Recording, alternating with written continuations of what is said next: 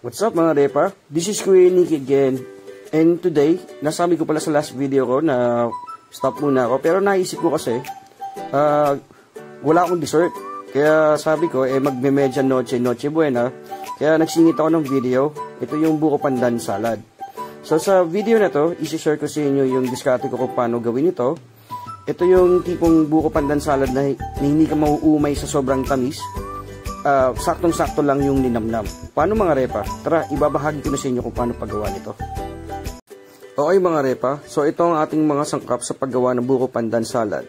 Meron tayo ditong kinaid na buko. So umibili kayo sa bukuhan, sabihin nyo pang salad, huwag yung panggata o yung malauhog. Then meron din tayo ditong pang gelatin, cheese, and then pandan syrup. Kasi kanina wala akong makitang pandan leaves, kaya ito yung pamalit ko.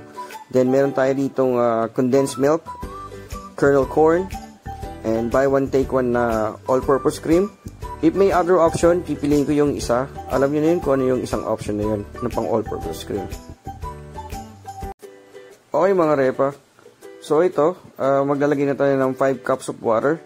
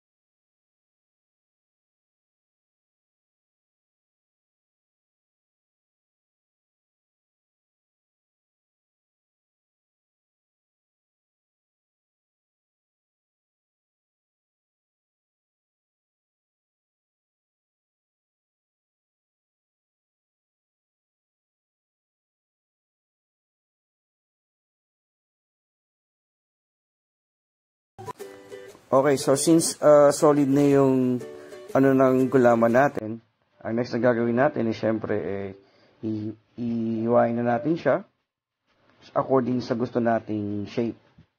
So karaniwan naman dito, parang dinice o yung maliliit na squares. Ayan, kung gusto niyo gumamit ng ruler, pwede kayong gumamit ng ruler dito, kaya protractor, para makuha niyo yung acute angle o obtuse angle ng gulaman. Joke lang.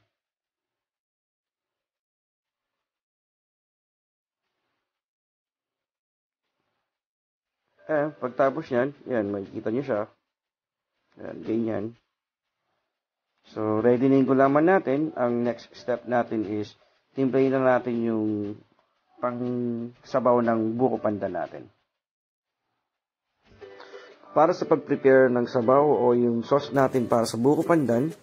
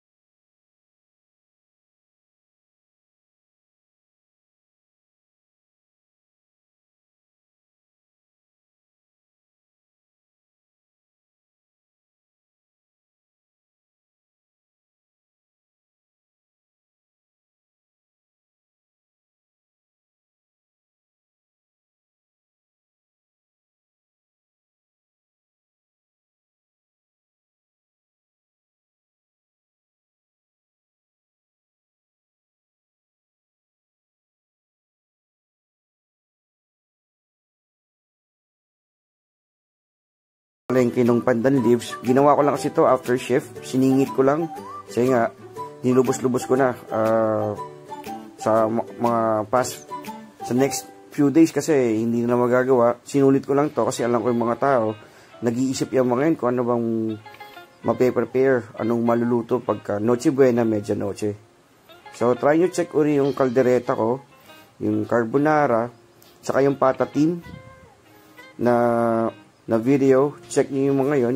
Pwede nyo ihanda yun sa Noche Buena at sa Medianoche. So, ayun.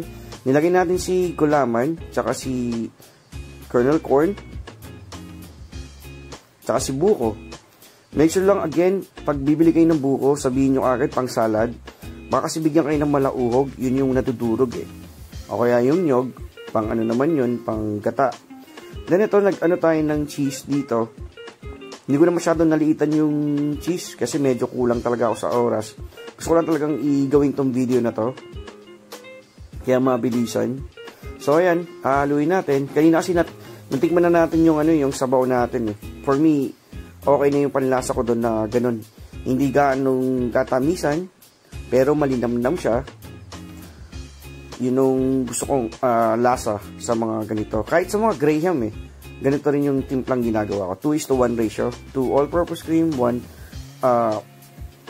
condensed milk.